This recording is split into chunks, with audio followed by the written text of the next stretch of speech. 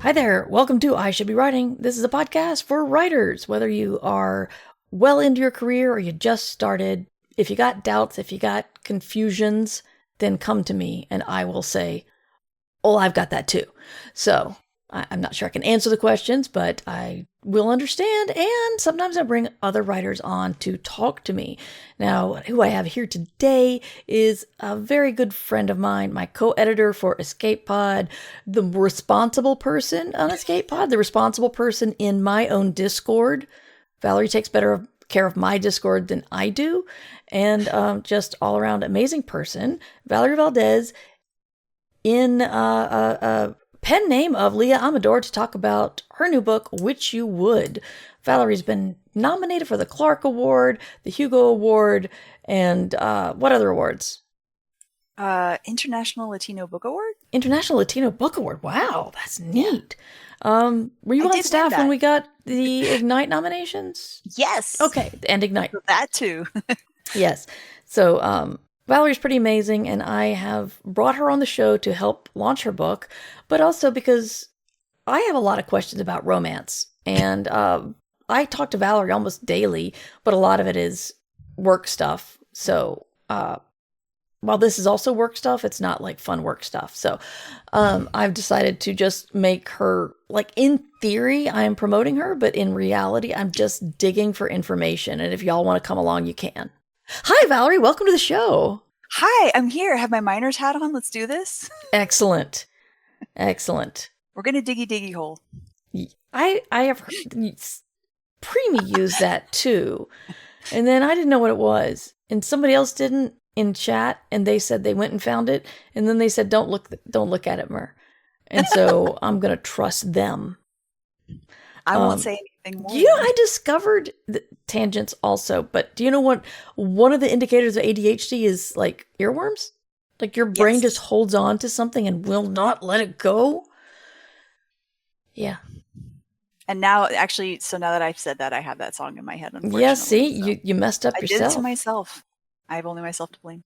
A Worldcon fire writer gave me a keychain that was for the Saja boys from K-pop Demon Hunters.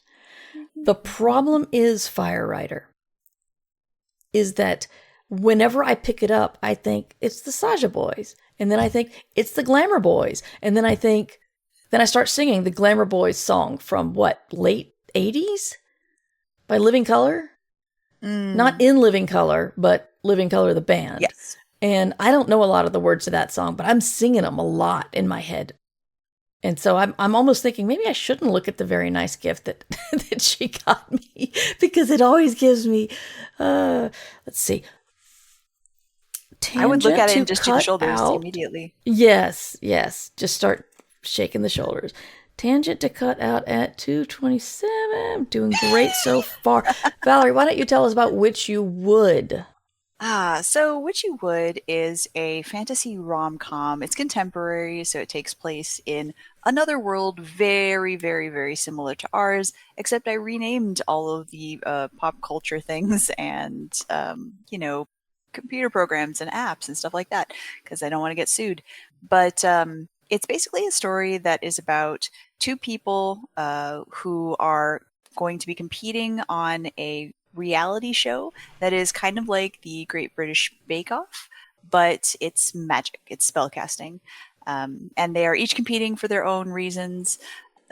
Penelope, who is the main female character, lady character, she is trying to get out of her dead-end job and perhaps, first of all, win a huge cash prize, and second of all, get access to basically a year-long residency at like a magical workshop. Mm-hmm. Kind of think of like Blown Away, how they have that Yeah. kind of like residency that you end up getting if you win. And the other character, Gil, he has a show that is essentially kind of like a YouTube/TikTok thing, where he does magic spells for the audience, but all of them get screwed up because the entire point is that he's trying to entertain people. So he's competing on the show to try to help bail out his grandfather's charity. And that one, his granddad is essentially kind of like magical Bill Nye, the science guy. Ooh, everybody loves Bill Nye. Yes. And so imagine, like, what if Bill Nye the Science Guy had a charity foundation that would send magical like spell kits to kids in school so that they could do fun magic stuff. But all that stuff keeps getting cut. All the programs are getting cut because everybody wants to focus on STEAM or whatever. And so he's trying to raise money for this charity that's slowly collapsing because of money, because it's the economy. It's capitalism. So I have a question, and this is more of, I guess I want to figure out how you wrote it in the characters, because we've been big fans of the Traitors in this house. We've watched the American and the British versions. And one thing people keep saying, especially when they're reality stars and they're already wealthy, is they're just like, I'm here to make money for my sick kid. And I'm like, that's like saying you're in debt and so you're going to write a novel. It's like, there are so many easier ways to make money. Maybe you won't get a bag of money handed to you at the end, but there's so many easier ways to make money. So what did you have your characters justify, like, the real reason I'm entering this competition? Yeah. So for Penelope, again, she's stuck in this dead-end job, and she actually was sort of strong-armed into entering by friends, because she is the kind of person who has a particular bully that talks to her all the time, that tells her that she's worthless and that she will never get anywhere, and that even though she knows all the things about all the things related to magic, because all she has is an AA degree in magical theory, that means she's worthless and will never get anywhere in life. And so her entire thing was, she entered this essentially on a whim, and then making it to being in the competition took her totally by surprise. But to her, this is essentially, she has talked herself into believing this is the only way that she's going to be able to get ahead in life. She can't get a job any other way because she doesn't have, a bachelor's degree, a PhD, 10,000 years of experience, et cetera, et cetera. The job market sucks. So she's never going to be able to get ahead otherwise, is essentially the thing that she has told herself that has allowed her to pursue this as the option. And so for Gil, his entire thing is, once again, he was approached by these people to be on this show because he has this like suddenly virally popular TikTok, YouTube situation going on.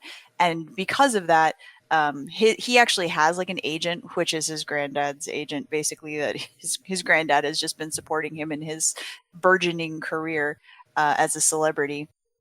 And so he was approached to be on the show. And he's barely holding it together. He's an adjunct professor. Like, he's making no money and struggling also to get by. And so for him, this is another sort of opportunity where he thinks this could be a stepping stone to something bigger. This could lead me to maybe getting like an actual TV show. This could lead me to, a whole new kind of career path that is going to pay way more than adjuncting. And so these are two people who have skills, have knowledge, have abilities that they've practiced, but have so much imposter syndrome. And imposter syndrome was actually the original working title of the first draft of this book. Yeah. And so, again, bullies. We'll be talking about bullies later on in the show. Yeah, we'll get to that. But that's essentially it. Is there are so many people out here in the world who are very knowledgeable, skillful, know what they're doing, but the world sucks. It's hard to get by, and imposter syndrome is the worst. And it will just lie to you constantly and bully you and tell you mean things about yourself that then you believe until you find a way to talk yourself out of it. Yeah. Fun thing, I actually started considering developing pals to combat the bullies. Oh, that's fun. And one of the pals is going to be Spite, which nobody will expect, but yes. Oh, Micaiah Johnson had a great quote that somebody put it on like Blue Sky once, and I've just been repeating it to people, about writing, about Spite as the reason to write. And I think it was actually originally in the context of hate reading, but I'm like, no, but this works. And Spite isn't a clean fuel, but it does burn. And I keep repeating that because that hits just right. That's excellent. So I have so many questions. I don't even know where to begin. Let's start with the pen name because Yes. I have been curious about this because doing a magical rom-com, it doesn't, while it is magical and fantasy and romantic, it doesn't feel like mad or romantasy, I guess, because it's not like otherworld, flowery kings Yeah. and queens kind of thing. But Yeah. I would have thought that this is close enough to your other books, which I guess are science fiction. Mhm. No, I don't guess they are. They are science fiction. But why did you go the route of the pen name? Yeah, I think that my publisher wanted to set this up as like a debut kind of thing, which is a very standard reason to have a pen name, is that then it lets you re-debut. Mm-hmm. It's like you're having your Sweet 16 again. It's your quinceañera when you're 35. So that was definitely part of the reason, is that then you can be presented as a debut author, even if you are not a debut author, even if you've written 4 books already, if you've written 10 books already. It lets you do that. And I think that part of it is this is a romance, like category romance. And Mm-hmm. so while my sci-fi and my space fantasy have definitely very clear kind of romance plots in them, this is the first time that I am writing just an actual like category romance novel where the romance is the main genre and everything else is kind of the tacked on descriptor, modifier, subgenre, whatever you want to call it. And so I think in that sense it did make sense to go with a pen name on this one to sort of separate the two things out a little more so that people who don't want to read romance can just stick with my, normal name. And then the people who are looking explicitly for romance, or God help me if I write romantasy, then it can go under this pen name because then people will know like, yes, it's going to be the romance first plot as opposed to the romance as a subplot kind of thing. Mm-hmm. So my problem is I've had a lot of I don't know why I can write about sex, Mhm. but writing about romance makes me feel very uncomfortable. And I don't know if it's because I kind of like it to be subtle when I'm reading. Mhm. And so I recently read a book, I won't say what it is because it's a bestseller and I'm not, so who the hell am I to critique it? But there's just a scene where a woman saying, I'm of course paraphrasing, Mhm. wow, he's really grumpy Mhm. and hot. Mhm. And I'm just like, it's, I don't know. I guess since it's a romance, you can be on the nose. You can say these two Mhm. people are meant to get together. Just letting y'all know. Yeah. But Yep. is there room for subtlety, or should I just get over it and have people go, enemies to lovers? Wow, I hate him. Gosh, he's hot. I think there's absolutely room for subtlety. I think that it depends on your target audience and what kind of romance that you're writing, because I feel like a lot of what I will say is contemporary romance. I'm going to use that as the Yes, sort of broad yes. category, including the stuff that I write. So I'm thinking of things like Ali Hazelwood, maybe as an example, or of course, now I'm just spacing on title on literally any author. But I feel like the people working in contemporary tend to be the ones who are more straightforward about it. It's not 100% of the time. I want to say, I feel like Emily Jane tends to be a little more subtle in the contemporary route. But I think it is in contemporary that you'll find that more. You'll find the like, I'm just going to be very upfront about this. There's a lot of insta lust where you see the person, and you're like, oh my God, he's hot. And people tend to be more upfront about just the interiority thing. A lot of times it's in first person as opposed to third person, so there's that sense of kind of immediacy and being inside the person's head, and so their thoughts are much more unfiltered, I think, a lot of the time. And so it works. It works with the character. It works with the sort of contemporary voice.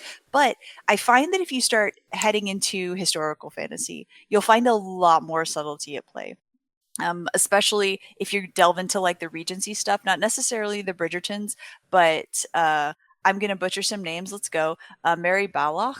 I'm not sure. Balogh. I've actually never heard her name pronounced, and of course, English being what it is, that could be pronounced in like 500 different ways. So my apologies And God there. help you if it's Welsh.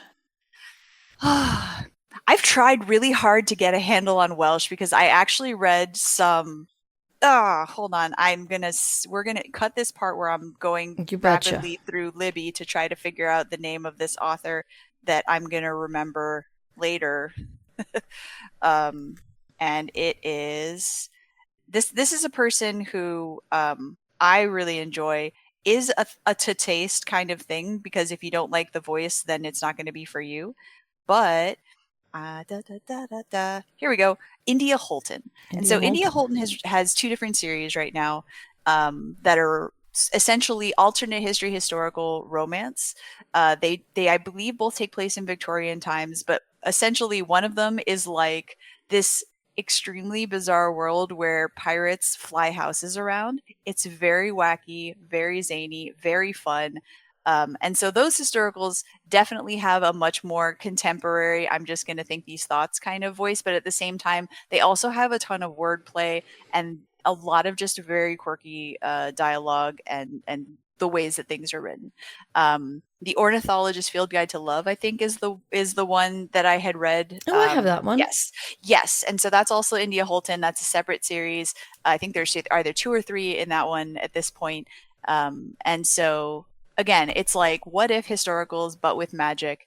I think if you can go back to like Mary Robinette Kowal's Glamorous Histories, you're also going to find a much more kind of Pride and Prejudice style. The A is short, the H best ignored. So it's like Balogh. Okay, thank you so much for that pronunciation, Clarissa. If I'd known I was going to have to pronounce it on stream, I would have looked it up in advance. But sorry about that. Let's slow down for a second. Clarissa in chat put, Mary Balogh says, a Balogh is a Hungarian name. The A is short, the H best ignored. My husband tells people to rhyme our names with Kellogg's. So thank you very much, Sweet Winter. Thank you. So yeah, I think that there is a lot of room for flexibility in terms of what kind of subtlety you use. And even if you see more frequently in historicals that kind of subtlety, that doesn't mean you can't have it in contemporary stuff. And especially I think that once you start delving into things that are like, say, cozy fantasy romance, that I think you have a lot more flexibility, because that you can slip into a voice that is much closer to a historical romance kind of voice, where you can do third person, where you can just let things be a little more subtle, because you are appealing to the kind of readership that crosses over from historical romance and says, what if a little magic in my historical instead of it just being actual history? Yeah. I'm sorry. I'm sorry for the tangent, but I gotta say, speaking of Valley Hazelwood, I always wondered what would happen if you put plot into porn. And now we know. It's like, even with 30 Shades. Yeah, I've removed 20 Shades. Sorry, E.L. James. Even with 50 Shades of Grey, people talking about it. 30 to 50 viral shades of gray. Yes. Feral shades of gray. What is the hogs? I don't know. Just the fact that everyone talks about how that being pretty much porn. But no, Allie Hazelwood is like praised for romance and science and people who may not be completely neurotypical, but it's porn. I'm just saying. I like it. I like spicy books, but they're porn. Yeah. Anyway, so I want to talk to you about the new practice of posting tropes with a book listing. Okay. Because a lot of people say, they already complain about romance being too formulaic anyway, but what people are doing now is giving us the tropes that we can expect to see in the rom-com. And I don't have your book site up, and if I do pull it up, I'm afraid I'll make everybody look at that. No, wait. No, I don't have the tropes up on my website anyway, so you have to go to like I was looking on Bookshop. Oh, there it is. Okay. I was gonna say, like, I think Bookshop or Avon or somebody might have it, but so we got tropes: fake dating, secret admirers, enemies to lovers, mistaken identity, and grumpy sunshine. Now, did you come up with this, or did your publisher come up with this? Did you have this in mind when you were writing it? I'm so curious about this new practice of the trope listing. Yeah, no. I will say that my publisher came up with that after the fact. and it was definitely used for marketing purposes.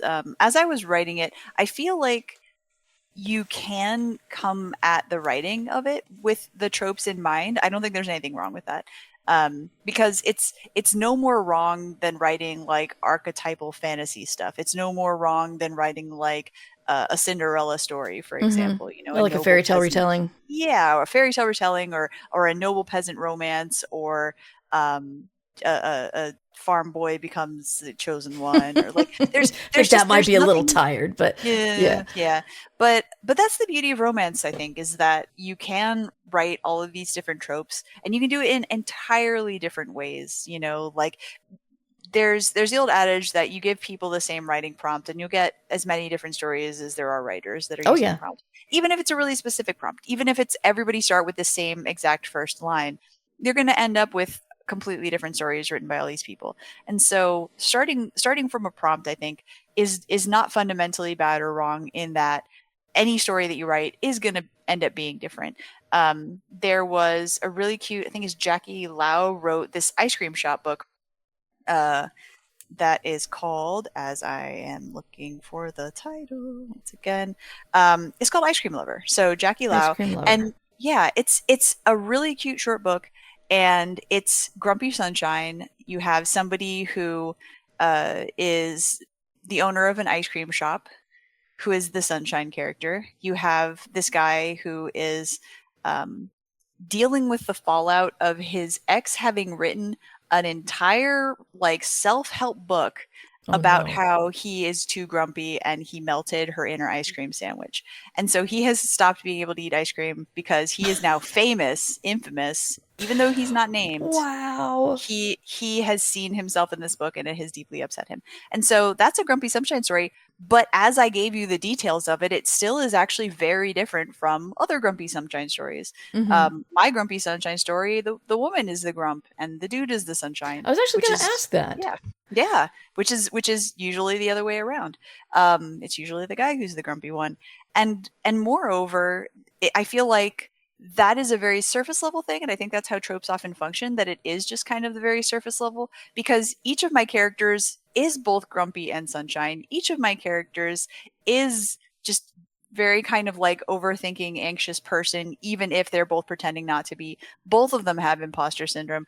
And I tend to write a lot of, instead of opposites attract, I tend to write like attracts like, because I feel that there's maybe less of that than in books these days, in romance novels.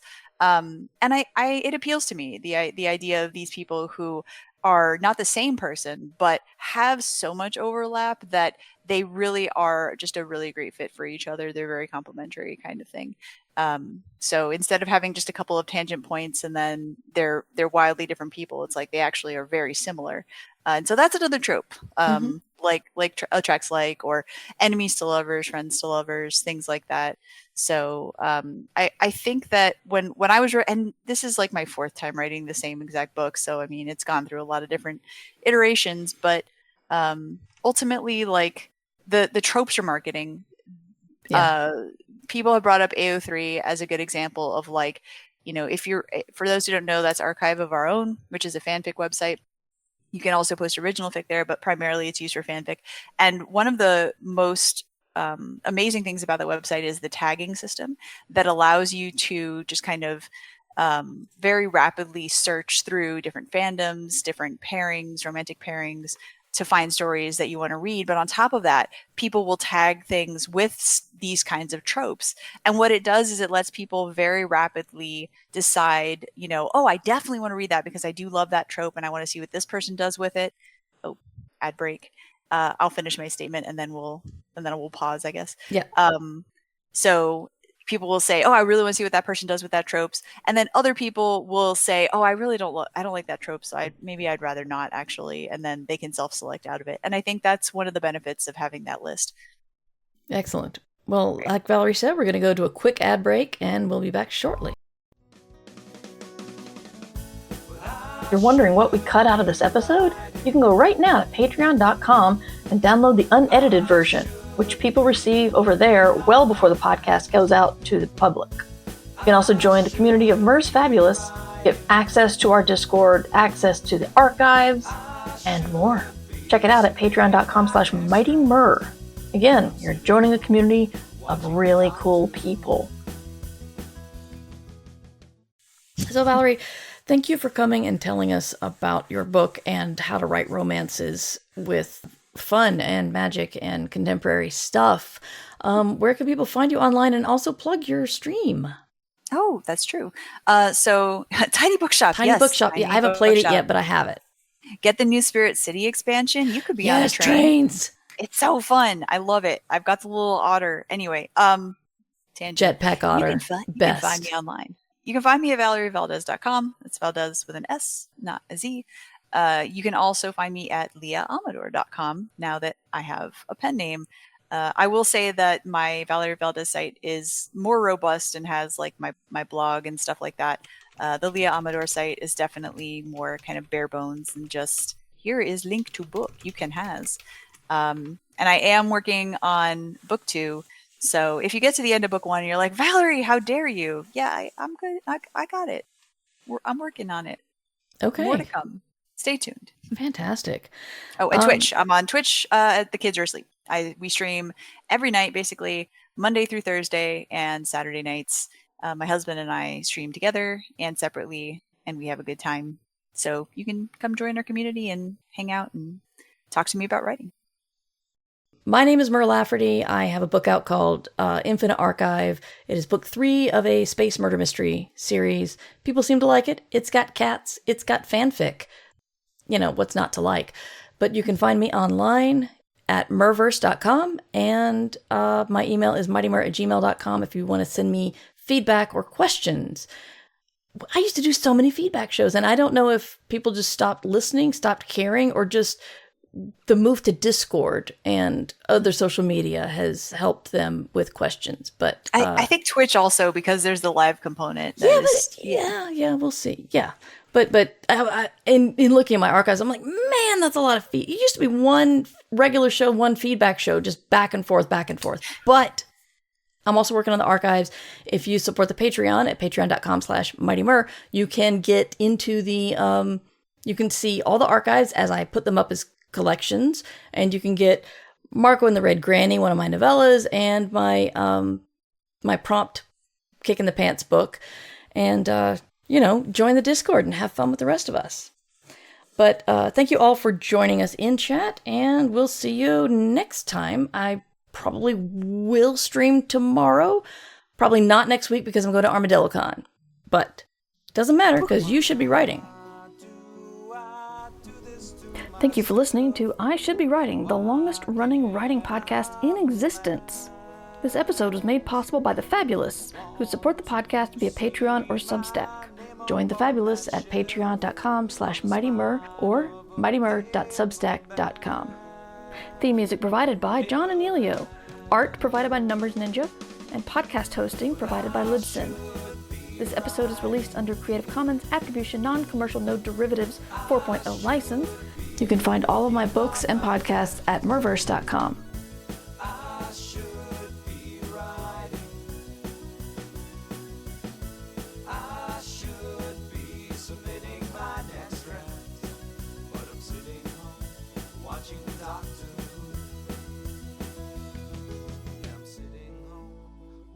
Doctor Who.